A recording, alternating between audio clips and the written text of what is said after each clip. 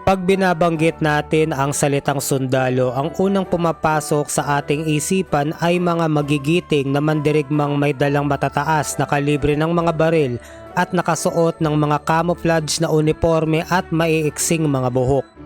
Pero paano kung sabihin ko sa inyo na may mga sundalong nakasuot ng mga makukulay na seremonyal na uniforme na tila parang pajama?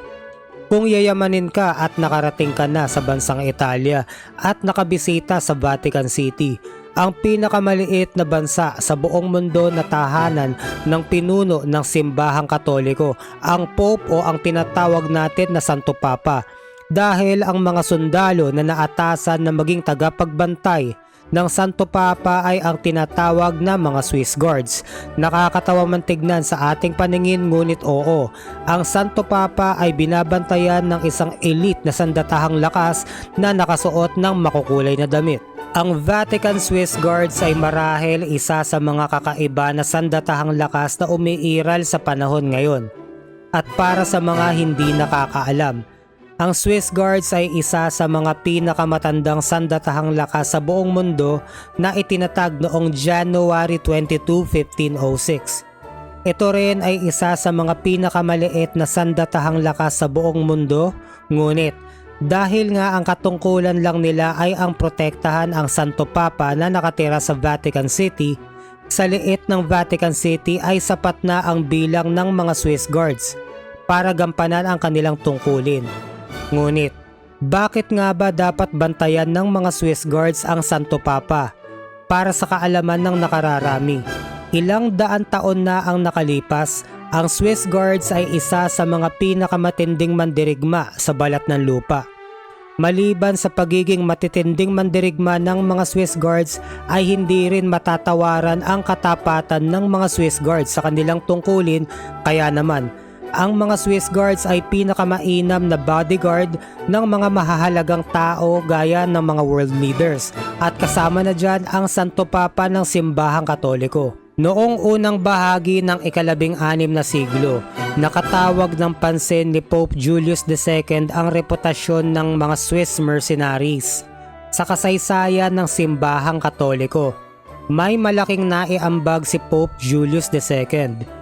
Itinatag niya ang Vatican Museum na binibisita pa rin ng mga tao kahit hanggang ngayon na mahigit 500 taon na ang nagdaan.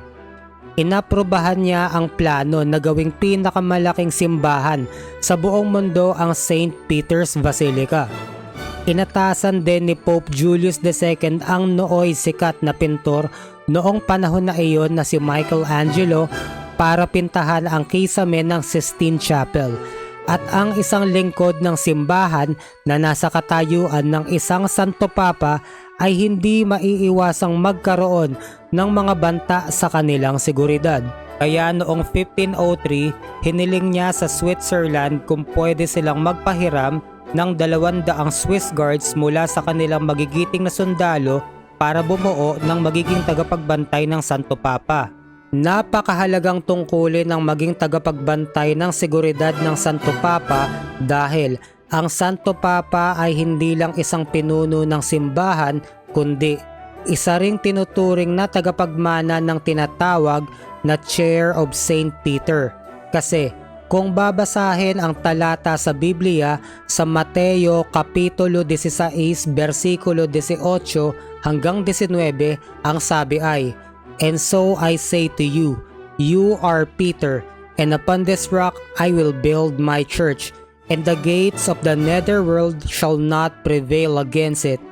I will give you the keys to the kingdom of heaven. Whatever you bind on earth shall be bound in heaven, and whatever you loose on earth shall be loose in heaven."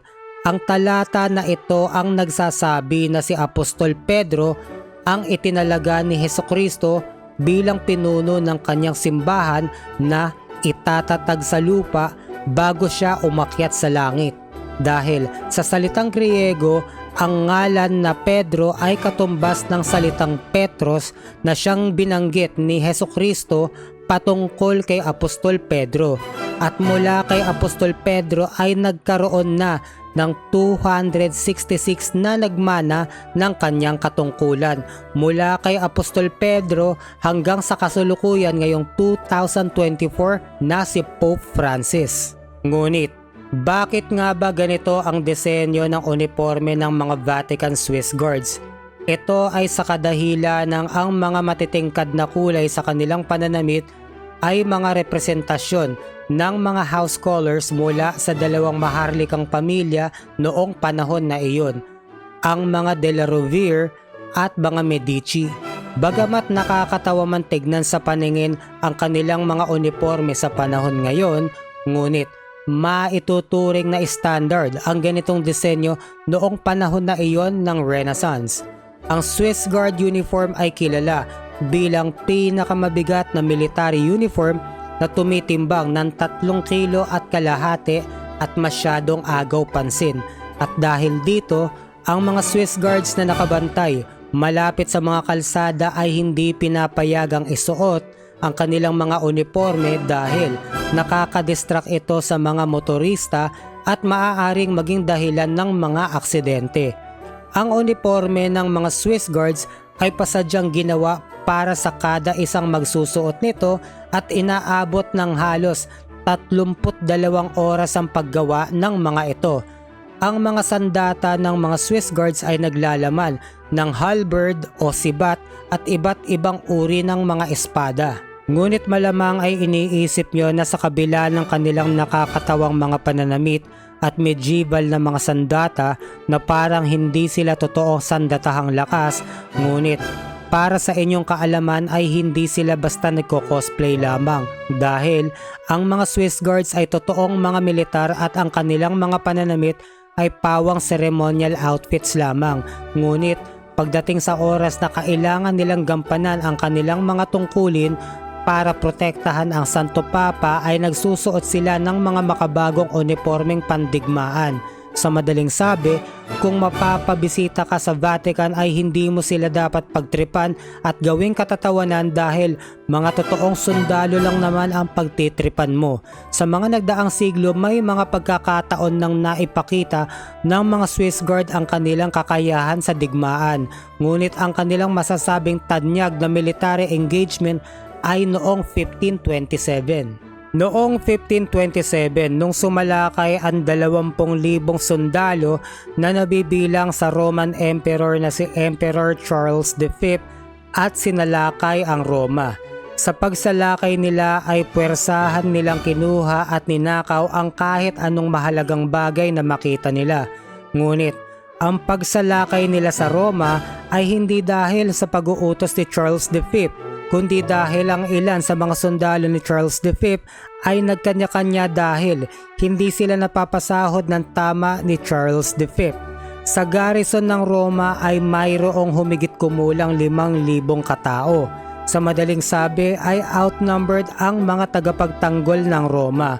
Ang 189 na elite Swiss Guardsmen ay buong tapang na tinupad ang kanilang tungkulin para protektahan ang nooy Santo Papa na si Pope Clement VII.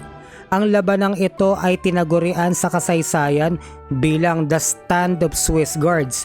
Mula sa 189 na Swiss Guard noong panahon na maganap iyon, 147 sa mga Swiss Guard ang humarap sa 20,000 sumasalakay at nakahandang harapin ang kanilang kapalaran na kailangan nilang itaya ang kanilang buhay para protektahan ang Santo Papa, at namatay ang 147 na mga Swiss Guards. Namatay man ang 147 guardsmen, hindi ito nangangahulugan na nabigo sila sa kanilang tungkulin.